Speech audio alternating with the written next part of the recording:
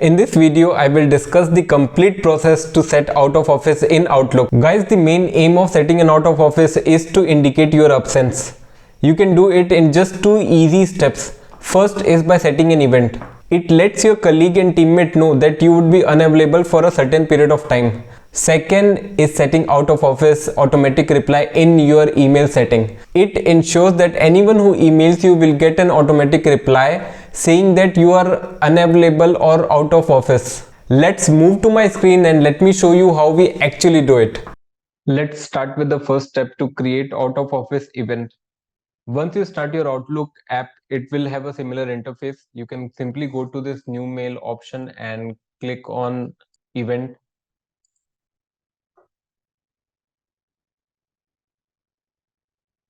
Once you click on event, you will be getting this option add a title.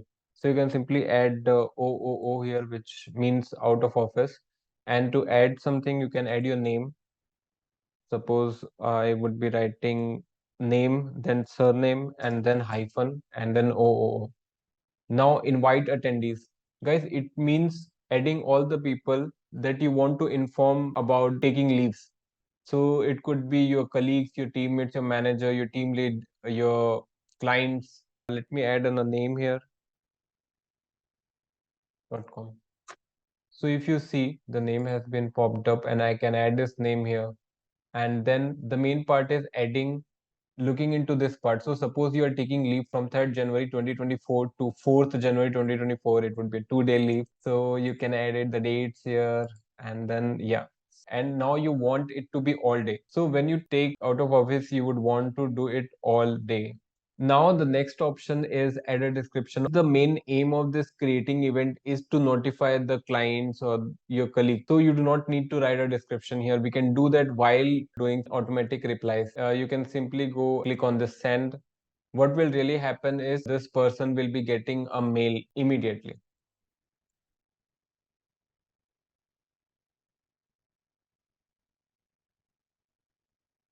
Now it has come to my sent items. Now let's go to my another mail ID which I had put there. Let's see how it looks.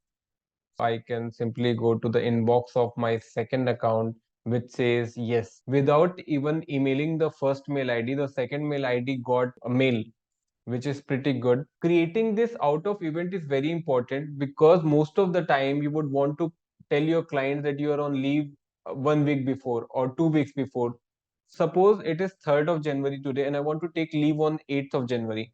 What this will do is you set an event today for the 8th January and it will notify your clients.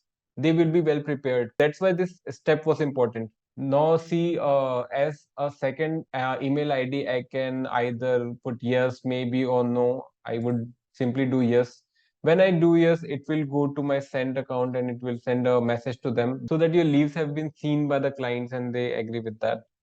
Now the second step was setting up a out of office automatic reply in your email settings.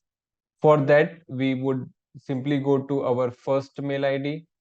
So here, while coming back to our first mail ID, which is Arunesh Data Science 1, on the upper right corner, you can go to the settings. On clicking settings, you will get a similar interface. Here in accounts, we have an options automatic reply. Right now, the automatic replies are off. You can do it on and you can type a message here. For me, I've already created a draft which says, thank you for your email. I'm currently out of office and will not be checking email until I return on 4th January. So you can write there 4th January 2024. Now, if your message requires immediate attention, please contact my manager or the name of colleague. And then you can write the manager's mail ID, which could be id.com. That's how you create a draft. What will really happen is it will send an automatic reply.